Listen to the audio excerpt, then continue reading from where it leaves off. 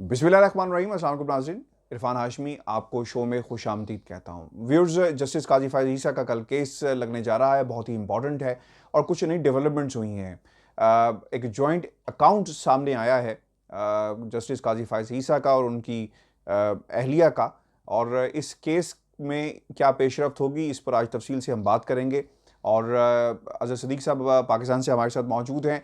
अज़हर सदीक़ साहब, बहुत शुक्रिया सर आपके वक्त का। बहुत ही इंपॉर्टेंट केस है जस्टिस काजी फ़ायज़ ईसा। पहली दफ़ा जो प्रॉपर्टीज़ कहाँ पर वाक़या है, इन प्रॉपर्टीज़ को मैंने अपने इस चैनल पर दिखाया। पाकिस्तान का अलमिया ये हमेशा से ये रहा सदीक़ साहब कि किसी को ही तौफ़ीक नहीं होती, यानी वो लोग जो किसी कबीले से जिनका ताल्लुक़ है, वो अपनी उस कबीले की जो मोहब्बत है और जो वफ़ा है वो इतना आगे निकल जाते हैं कि उन्हें सच और इंसाफ जो है बहुत पीछे रह जाता है। यही कुछ हुआ कि जस्टिस काजी फ़ायज़ ईसा के मानने वाले, चाहने वाले, प्यार करने वाले और ये जो नून लीग का ग्रुप है जो उनके बहुत ही करीब है, जो सहाफ़ी पाकिस्तान में है जो बहुत ही करीब है, किसी को तौफ़ीक नहीं हुई कि ये प्रॉपर्टीज़ की लोकेशन दिखाई जा सके, ये प्रॉपर्टीज़ कहाँ पर वाक़या हैं, इनकी मालियत क्या है, ये चीज़ें नहीं दिखाई गई। यही वजह बनी कि जब मनपसंद सहाफ़ी होंगे, मनपसंद सवालात होंगे, तो केस के जो फैक्ट्स हैं वो बहुत पीछे चले जाते हैं। लेकिन हमने खैर वो प्रॉपर्टीज़ भी दिखाई, लोकेशन भी इनकी दिखाई। अब ये जो कल हेयरिंग होने जा रही है सदीक़ साहब, इसके हवाले से बताइएगा, इम्पॉर्टेंट है। और ये भी बताइएगा कि ये जो जॉइंट अकाउंट का मामला है, नए हक़ाइक़ जो सामने आ रहे हैं, कितना मुश्किल हो जाएगा जस्टिस काजी फ़ायज़ ईसा और उनकी अहलिया को अपने केस के दिफा के हवाले से। बहुत शुक्रिया। क्रेडिट तो यकीनन इरफान साहब आपको जाता है कि वो प्रॉपर्टीज़ की डिटेल निकाली, और जो आज की जो प्रोसीडिंग्स, जो आज की जो बात हम करेंगे वो ही उन्हीं प्रॉपर्टीज़ की परचेज़ के हवाले से, अमाउंट ट्रांसफ़र करने के हवाले से करेंगे। लेकिन ब्रेकिंग जो कि पहले आपने दे दी है, और ये ज़्यादा ख़तरनाक बात है कि जो 3 सवाल पुट किए थे जस्टिस काजी फ़ायज़ ईसा के ऊपर, उन्होंने जवाब नहीं दिए थे और वो पहलू तय कर गए थे। कल वफाकी हुकूमत के वकील जो है एडिशनल अटॉर्नी जनरल हैं, आमिर रहमान या Sohail Mahmood additional attorney general हैं, उनको जवाब देने। और ये अकाउंट है मुस्लिम कमर्शियल बैंक का। और आम नाज़रीन के लिए बताते चलें, ये सार बाहर कैसे आया? ये किसी वफाकी हुकूमत ने बाहर नहीं किया, ये किसी प्रेसिडेंट ऑफ पाकिस्तान या वज़ीर आज़म ने बाहर नहीं किया। ये ज़रूर से ज़्यादा जब आदमी चालाक बनता है। और आपको बताते चले, आपको याद होगा कि शो डाला कि जो FBI ने रिपोर्ट दी है, वो रिपोर्ट की कापी मैंने दी सुप्रीम जुडिशल काउंसिल के पास। वो FBI के चेयरमैन ने रिपोर्ट भिजवाई थी, वो रिपोर्ट मंगवाई गई, वो मंगवा के कॉपी सप्लाई करेगी। जब वो रिपोर्ट सामने आई, धमाके सामने आए, तो पीछे हट गए। उन्होंने कहा रिपोर्ट अब हमें नहीं चाहिए। लेकिन उससे पहले एक काम कर गई, तो जस्टिस मुनीब अख्तर ने जो है ना, और आपको पता है कि वही लिबरल माफिया और वही नवाज विंग और सारा वो जस्टिस उमर ताब बंदियाल और जस्टिस मुनीब अख्तर के खिलाफ एक टोल झूठे, और वो सोशल मीडिया पर चल रहा है, बहाल उनके खिलाफ एक कार्रवाई हो रही है। जस्टिस मुनीब अख्तर ने अदालत में बताया कि वो रिपोर्ट तो सरीना ईसा साहब ने खुद लगा दिया है, commissioner income tax Zulfiqar Ahmed का ऑर्डर, और वो ऑर्डर के साथ एडिशनल ग्राउंड्स भी नहीं है। तो वो हम उसको कंसिडर नहीं कर रहे हैं। लेकिन अब रिकॉर्ड में आपने लगा दिया, रिकॉर्ड में वो सवाल पूछे हैं और उसका जवाब दें। वो रिपोर्ट जो है ना, वो बड़ी भयानक है। भयानक इस कॉन्टेक्स्ट में है कि वहाँ से एक चीज़ बड़ी वादे हो गई कि इन्होंने ये जो प्रॉपर्टीज़ है ना, तीनों की तीनों जो लंदन से आपने निकालनी थी 2003 में और 2003-4 में और 2013-14 के अंदर जो प्रॉपर्टीज़ 3 परचेज़ की थी, ये तीनों ही उस वक्त जो है ना सरीना ईसा साहबा ने, ना जस्टिस काजी फ़ायज़ साहब और उनके मिसेस के कॉन्टेक्स्ट में, ना बच्चों ने, किसी ने भी इनकम टैक्स के रिकॉर्ड में जाहिर नहीं की, अपनी वेल्थ स्टेटमेंट में या वेल्थ रिकनसाइल यानी बिल्कुल नहीं की है। और पहली दफ़ा ये इनकम टैक्स रिटर्न जो है ना, ये प्रॉपर्टीज डिक्लेयर करके 2018-19 या 2019-20 ये 2 सालों की जनवरी 2020 में जब ये प्रोसीडिंग चल रही थी, तब रिटर्न फाइल की और ये तब डिक्लेयर की। ये चालाकी से कोशिश की थी डिक्लेयर करने की, लेकिन वो बात नहीं आई सामने। और 19 जून 2020 को जब सुप्रीम कोर्ट ने फैसला किया था और कहा था कि रेफरेंस इरेगुलरिटीज़ हैं, रेफरेंस में कोई कमी आया और क्वैश कर दिया था, लेकिन साथ कहा था कि FBI इस मामले को देखेगा और इसकी इंक्वायरी और इन्वेस्टिगेशन और असेसमेंट इस कॉन्टेक्स्ट बनेगा। सरीना ईसा से चूँकि कहा गया, जैसे काजी फ़ायज़ ने कहा मेरी प्रॉपर्टी नहीं, मेरी मिसेस से पूछे, फिर वो मिसेस भी आ गई, वो इससे भी कहते रहे कि मैंने ऐसा कुछ नहीं कहा। बहरहाल FBI के पास वो रिपोर्ट चली गई और FBI ने 19 जून का ऑर्डर जो है, पहला नोटिस जो है ना, वो 3 जुलाई 2020 को सरीना ईसा साहबा को दिया कि आप लंदन की जायदाद शहजादे जो हैं 2004 या 2003 जो है उसमें और 2013 और में जो रिटर्न है वो सारी एक्सप्लेन करें। इन्होंने अपने 3 जवाब जमा कराए, 9 जुलाई को, 10 अगस्त को और 28 अगस्त को 3 जवाब जमा कराए। और तरीका वही है मैंडेट के हवाले से कि आपने हमारा रिकॉर्ड यहाँ कराची से इस्लामाबाद में क्यों मंगवा लिया। और फिर वही जो आप हमसे मांग रहे हैं वो इमरान खान से पूछें, आप फारूक नसीम से पूछें, शहजाद अकबर से पूछें, उनके भी जजादे हैं, जुल्फी बुखारी, बाकी लोगों के सबके खिलाफ वो करती रही। और सदर और वजीर आजम की एडवाइस से आपके सामने आया है, उनका कोई काम नहीं है जायजा लेने का। ये रीजनल टैक्स ऑफिस कराची का मामला है। तो इसका फिर वो जो है ना जवाब बड़ा ज़बरदस्त दिया उन्होंने। सबसे मांगती रही तो मांगा सुप्रीम कोर्ट का ऑर्डर। उन्होंने कहा आपने अपने जवाब में लिख रहा है कॉन्ट्राडिक्शन में कि सुप्रीम कोर्ट का ऑर्डर मांग रही है, आप साथ कह रही नज़रसानी भी दायर की है। नज़रसानी तभी दायर होती है जब सुप्रीम कोर्ट का ऑर्डर आप साथ लगा दें। दूसरा, जहाँ तक आप मांग रही हैं कि टैक्स गोशवारे मांग रही हैं आपसे, टैक्स गोशवारे ऑनलाइन होते हैं, आपका अपना नंबर होता है, पासवर्ड आपके पास होता है, आप जब जमा करवाते हैं तो वो चीज़ें सारी आपके पास है, वो ले लें। तीसरा, फॉरेन करेंसी या फॉरेन ख़त्म कर रही है वाली चीज़ फॉरेन। और अब ये जो नई डेवलपमेंट्स हुई हैं और ये जॉइंट अकाउंट सामने आया है, इससे क्या असर पड़ेगा केस के ऊपर? अच्छा देखें, ज्वाइंट अकाउंट वो ना जस्टिस काजी फाइसा ने डिक्लेयर किया तो मेरी इतला के मुताबिक, और ना ही मिसेस सरीना ईसा ने डिक्लेयर किया। तो यहाँ तो ये तो बड़ी बात क्लियर हो गई कि इन्होंने डिक्लेरेशन में। और एक बात और बड़ी ज़बरदस्त है कि मिसेस सरीना ईसा जो है ना, पाकिस्तान के नाम उनका सरीना ईसा है, वहाँ जो स्पेन के अंदर स्पेनिश जो कि उनके वालिद वहाँ के थे, तो वो स्पेनिश का उनका कोई पासपोर्ट है उनका, और पता नहीं मॉन्स्ट्रेट क्या नाम है उनका, तो उस कॉन्टेक्स्ट में देखिए पता नहीं चल सकेगा, छुप जाएगा। ये चीज़ें सारी सामने रखी थी। और 2 बयान बदले। पहले में तो कहा उन्होंने, मैं बात जारी रख सकता हूँ ना कि बात कुछ पूछनी है आपने पहले? अच्छा, सबसे पहले जो है ना उन्होंने को 6 करोड़, अब जो सबसे पहले जो चीज़ें अब डिक्लेयर की है ना, वो आप हैरान रह जाएंगे कि तकरीबन 6 करोड़ 43 लाख रुपए की सरमायाकारी शो की, पहली जायदाद शो की 2 करोड़ 40 लाख की जो उनकी अपने नाम पे थी। फिर 50% के शेयर शो किए दूसरी प्रॉपर्टी में 2 करोड़ 11 लाख के, तीसरी प्रॉपर्टी में 1 करोड़ 91 लाख के। जब ये चीज़ें सारी सामने है, जब मनी ट्रेल मांगा गया तो फिर उन्होंने अपना बयान बदल लिया। वहाँ उन्होंने कहा नहीं, सारी की सारी प्रॉपर्टी मेरी है। 2 करोड़ 40 लाख भी, 2 करोड़ जो 11 लाख थी वो 4 करोड़ 22 लाख होगी, जो 1 करोड़ 91 लाख की थी वो 3 करोड़ 83 लाख होगी, और ये तकरीबन 10 करोड़ के करीब के आगे। और 10 करोड़ का ये फॉरेन करेंसी अकाउंट में पैसे उन्होंने कहा ट्रांसफर हुए हैं, लेकिन वो पैसे जो ट्रांसफर हुए हैं वो ट्रेल नहीं दे सकी, वो कहां से आया। यानी अगर वो कहती हैं कि मेरी ज़रई आमदन थी, तो ज़रई आमदन आपने डिक्लेयर की, ज़रई आमदन के अंदर नहीं डिक्लेयर की आपने। अच्छा, और फर्ज करें आप कहती हैं कि प्रॉपर्टी बेची है, तो प्रॉपर्टी आपने डिक्लेयर की, नहीं डिक्लेयर की। अगर ज़रई आमदन आपकी है, इस ज़रई आमदन पे इस्तिस्ना है, तो आप टैक्स में क्लेम करते हैं कि मुझे इस्तिस्ना है, और वेल्थ के स्टेटमेंट में आप रिकंसाइल करते हैं। बेल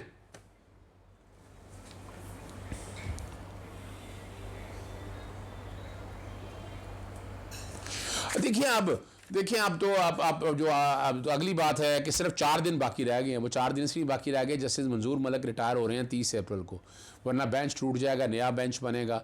और आपको पता है कि इसके लिए, ये बेंच बनवाने के लिए उन्होंने मुख्तलिफ दरख्वास्तें दी, और किस तरह रिव्यू में नज़रसानी में दरख्वास्तें दायर करते रहे। बेंच बहरहाल बैठा हुआ है, और मैं साथ सुन रहा था कि शायद फ़ारूक नसीम साहब भी आर्गूमेंट के लिए आएँ, और आकर वह अपने तौर पर चूँकि पार्टी बनाया हुआ है वो जवाब देने के लिए बहुत इल्ज़ामात लगाए हैं। काजी फाइसा साहब ने भी और सरीना अहसन ने ज़ाती हैसियत में बहुत इल्ज़ामात लगाए हैं।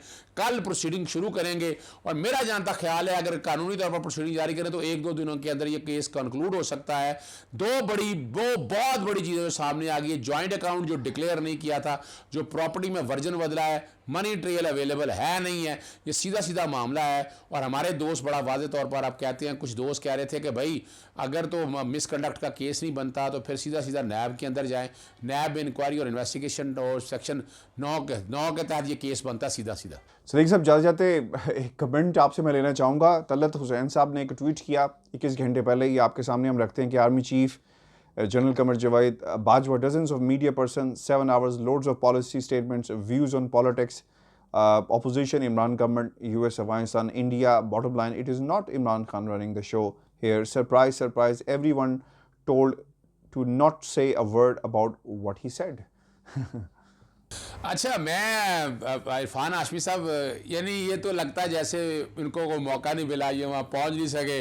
अब वो अगर वो अब तकरीबन दर्जन के करीब सहाफ़ी थे। ये तो मेरे पास भी खबर है कि वो सहाफ़ी थे, उनसे बड़ी ज़बरदस्त मुलाकात हुई है मुल्क की इशू पे।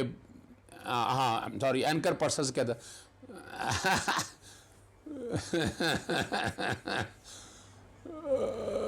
मैं बताता हूँ, ये तो ज़रूरी था ये सारी चीज़ों को सामने रखना। लेकिन जो सीरियस बात है, अभी आप कुछ स्ट्रेटजीज आप देख रहे हैं, डेवलपमेंट जो हो रही है सी पैक के हवाले से, जो ख़ास तौर पर कोयटा के अंदर वाक़या हुआ है, और जिस तरह इंडिया आगे मामला को लेकर चल रहा है। शाह महमूद कुरैशी अपना दौरा, आपको पता है, ईरान का दौरा करके और बाकी चीज़ें, और ख़ास तौर पर जो चाइनीज़ एम्बेसडर यहाँ पर मौजूद थे, तो बड़ी स्ट्रेटजी की ऐसी हालात ऐसे थे कि पोजीशन ऐसी आ चुकी थी कि वहाँ लोगों को एतमाद में लेना, बड़ा ख़ास तौर पर एंकर पर्सन्स को एतमाद में लेना, ताकि इस पर आने वाले दिनों में आप प्रोग्राम देखेंगे इस इश्यूज़ के ऊपर, जो आकर पॉजिटिव इमेज देंगे, जो स्टेट्समैन के तौर पर देंगे। वो दिक्कत है तलत हुसैन साहब को, यही उन्हें नहीं बुलाया ना, कि यानी वो नहीं आ सके। और कमाल है, उनको खबर भी हो गई है। मैं जो बड़ी हैरानगी होता है, ना तो मेन स्ट्रीम मीडिया के अंदर मौजूद है, ना क्या मौजूद है, खबर उन तक भी हो गई है। इसका मतलब है जो मिलने गए उन्होंने जान के उन्हें बताया ना कि भाई हम मिलके आए हैं, ताकि उन्होंने जो दिल की भड़ास निकालनी लगानी। लेकिन ये वाली जो है ना, ये बड़ा पॉजिटिव एस्पेक्ट था इस हवाले से, पॉजिटिव इमेज बिल्डिंग के हवाले से, पॉलिसी मैटर्स के हवाले से। देखें, ये आज जो हम बैठकर कहना कि आर्मी का कहीं ना कहीं रोल नहीं, आर्मी का रोल आपकी फॉरेन पॉलिसी के अंदर, इंटरनल सिक्योरिटी के अंदर, स्ट्रेटेजिक इश्यूज के अंदर, खास तौर पर सी पैक के इश्यूज के ऊपर चाइना आर्मी की मौजूदगी के बगैर किसी तरह भी ये काम करना नहीं चाहता है। तो जो कि ये वाला इवेंट ऐसा हो गया था, तो ये आगे इमेज बिल्डिंग करनी है, लोगों तक नॉलेज देना है, लोगों तक अवेयरनेस देनी है, और ये लोगों तक वो अवेयरनेस वो एंकर हजरात देंगे और वो आपके सामने आ जाएंगी। लेकिन ये सदीक साहब, इसमें जो एक और इम्पॉर्टेंट बात है, और जो वहाँ पर की गई एंकर पर्सन्स जिनको बुलाया गया, पाकिस्तान और इंडिया का मामला बहुत ही इम्पॉर्टेंट है। और पाकिस्तान और इंडिया के मामले को लेकर पाकिस्तान चाहता है कि बायलैटरल टॉक्स का जो है सिलसिला जो है वो आगे बढ़ाया जाए, और इसके लिए कोशिशें की जा रही हैं। बैकडोर डिप्लोमेटिक चैनल्स का इस्तेमाल किया जा रहा है कि किसी तरह जो इंडिया है उसे डायलॉग की टेबल पर लाया जा सके, और ये तमाम कोशिशें इसी अंदाज में और इसीलिए हो रही हैं, और इस हवाले से ब्रीफिंग दी गई। दूसरी बात ये भी इम्पॉर्टेंट है कि इंटरनेशनल सिनेरियो के अंदर जो इस वक्त डेवलपमेंट्स हो रही हैं, पाकिस्तान कहाँ पर स्टैंड करता है, ख़ुसूसन अमेरिका के निकल जाने के बाद अफ़गानिस्तान से पाकिस्तान के क्या हालात होंगे, और पाकिस्तान के अंदर जो हालिया दहशतगर्दी की लहर आई है, इसमें कौन कौन से एलिमेंट्स जो हैं वो इम्पॉर्टेंट हैं, और पाकिस्तान को किस तरह अपनी जो डिप्लोमेटिक जो चैनल्स हैं उन्हें एक्टिव करना होगा, और जो फॉरेन पॉलिसी है उसका रिवाइवल बहुत ही ज़रूरी होगा। तो ये वो बातें थी जो की गई। बहुत सारे एंकर्स वहाँ पर मौजूद थे, जिनसे एक दो से तो मेरी भी तफसील से बात हुई है, और जो मेन क्रक्स था इस मुलाकात का वो यही था। तलत हुसैन साहब हमेशा से एंटी इस्टेब्लिशमेंट, एंटी मिलिट्री रहे, और उन्होंने हमेशा गुफ्तगू की, और जिसकी बुनियादी वजह यही है कि जब से वो प्रोग्राम कर रहे थे और आखिरी टीवी चैनल के ऊपर जब उसे बंद किया गया, तो बड़ा बरमला बताया भी उन्हें गया मुख्तलिफ तरीक़ों से, और कि जनाब आपको क्यों, अगर आपको पाकिस्तान की आर्मी पसंद नहीं है तो आप अपना पासपोर्ट चेंज कर लें, अपनी कौमियत को चेंज कर लें, आप कहीं और चले जाएँ।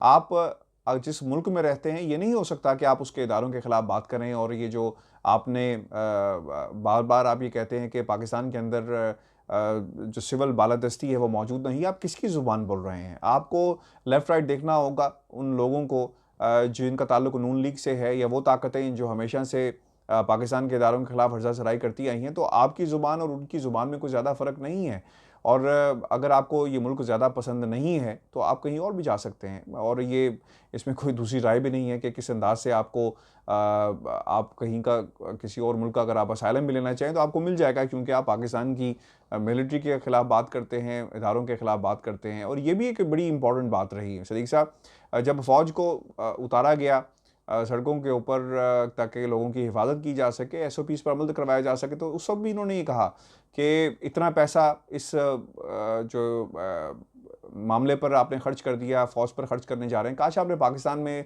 सेहत की सहूलियात जो हैं उन पर ख़र्च किया होता। तो ये सवाल आप पिछली हुकूमतों से क्यों नहीं करते? 3 साल के अंदर एक हुकूमत को आप ये कहें कि जनाब ये जो हुकूमत है ये ख़राब है, लेकिन आप जब माजी की हुकूमतों का ताल्लुक आता है या माजी के हुक्मरानों का ताल्लुक आता है तो आपके अपने पर्सनल ताल्लुकात हैं उनके साथ, और आप नहीं चाहेंगे कि आप उनको ख़राब करें। आप का जो टारगेट है, और अब तो ये मामला ज़ातियात का है, क्योंकि आपको इजाज़त नहीं है कि आप किसी भी टीवी चैनल के ऊपर बात कर सकें, जा सकें, कोई आपको बुलाता नहीं है या आप पे पाबंदी लगा दी गई है। तो ये आपको अपने रवैयों को जो है वो देखना पड़ेगा। अच्छा, मैं एक बात बताऊं आपको इरफान हाशमी साहब, ज़रा बात बड़ा सिंपल सा, 5th जनरेशन वार या एक एजेंडा देख लें। आपके इस मुल्क के अंदर वन वे और दी अदर CIA का रोल मौजूद है, MI5 MI6 का रोल मौजूद है, NDS का रोल मौजूद है, मुसाद का रोल मौजूद है, रॉ का रोल मौजूद है। तो ये किसी ना किसी शक्ल में आप ये लिख रहे हैं, ये चंद लोग ऐसे हैं, हामिद मीर ले लें, ये ले लें, जिनकी बाहर की दुनिया में या फॉरेन एजेंसी में बड़ी पजीराई है, यानी इनको बड़ा पसंद किया जाता है। वजह क्या है कि इन्होंने एजेंडा वो लिया हो एंटी एस्टैब्लिश, मैं इसको एंटी एस्टैब्लिशमेंट नहीं कहता, मैं इसको एंटी पाकिस्तान के करीब तरीन मैं लेता हूँ कि आप जो एजेंडा ले रहे हैं वो पाकिस्तान के कॉन्टेक्स्ट में किसी तरह भी बेहतर नहीं है। यानी अगर मिसाल के तौर पर अगर आप कह दें कि पाकिस्तानी फौज का किरदार सारा खत्म कर दिया जाए, वो कैसे खत्म कर दिया? पाकिस्तानी फौज का किरदार जिसे खत्म किया जाएगा, पाकिस्तान बिक जाएगा, यहां से पाकिस्तान को ले जाएंगे, चीथरे कर देंगे ये लोग। यानी इन लोगों का तो बस चले कि जिनके इंटरेस्ट इस मुल्क से बाहर है। वॉल्यूम 10 वगैरह में अगर आप जायदादों की डिटेल, यानी अगर इनको पाकिस्तान में इतना इंटरेस्ट होता तो पाकिस्तान में जायदादें बनाते, पाकिस्तान में हालात बेहतर करते, पाकिस्तान के लिए कुछ बेहतरी का। यानी आज तक अगर देख लें, तलत हुसैन देख लें, अपना हामिद मीर ले लें, और हुसैन हक्कानी वगैरह, वो सारा ग्रोह ये एक जैसा ले लें। अगर इनका किरदार देखा जाए, ये क्या करते हैं, या तो पॉलिटिकल जाइलम लेकर जितने लोग देखे ना, अब सारा आलम की अब जो भी कोशिश है, सहाफी सहाफत छोड़े, उन्होंने 2006 से छोड़ दी हुई सहाफत, उन्होंने खुद कहा मैंने सहाफत छोड़ दिया है, पैमरा रहे लिखा हुआ है, लेकिन आप मुझे फिर कह रहे हैं सहाफी है। सहाफी किस बात के हैं? अगर आप देखा जाए तो इनका एजेंडा टोटल जो है ना, वो एक टारगेटेड एजेंडा है। उनका एजेंडा पाकिस्तान से नहीं है, स्टेट्समेंट से कोई ताल्लुक नहीं है, कोई लेना देना नहीं है। वो अपना एक जो तयशुदा चीजें हैं उसका एडवांटेज किसी ना किसी शक्ल में वो लेते हैं और वो ही लेकर चल रहे हैं। और अगर पॉजिटिव इमेज बिल्डिंग करें, मुझे ये बता दें कि ये जो जिस तरह का ये एजेंडा ले रहे हैं, आप बता दें कि लंदन के अंदर, इंग्लैंड के अंदर या अमेरिका के अंदर ऐसे सहाफियों को इस तरह का एजेंडा लेकर चलने की इजाजत बिल्कुल इजाजत नहीं दी जाती। यानी आप जो पॉलिसी ये चल रहे हैं स्ट्रेटजी के हवाले से या नेशनल इंटरेस्ट के हवाले से, और खास तौर पर मुल्क की जो इंटरनल सिक्योरिटी या इन मामलों में, तो वहां तो एक बड़ा लिमिटेड सा आपका हाथ दिया जाता है और आपका आप तक एक्सेस दिया जाता है। इन लोगों को तो मादर पितर आजादी की एक आदत पड़ी है, जो दिल चाहे हर चीज में कीड़े निकालना, नेगेटिव पॉइंट निकालना। आपने स्टेट्समैन के तौर पर पॉजिटिव इमेज बिल्डिंग के हवाले से अगर देखा जाए तो इनका किरदार ये नजर नहीं आ रहा। और यही वजह है कि चैनल में लोग नहीं पसंद करते, जितना मर्जी कहते रहे। 22 करोड़ आवाम में से को 5-10 हजार के करीब लोग होंगे जो इनकी बात सुनते होंगे। तो टीवी चैनल्स को तो आवाज वो चाहिए होती है जो लोग सुनते हो, तो इसलिए इनको चैनल में भी नहीं रहने दिया और चैनल से निकाल दिया गया। व्यूअर्स, ये हमारा आज का शो था। मुझे इजाजत दीजिए, अल्लाह ने के बाद।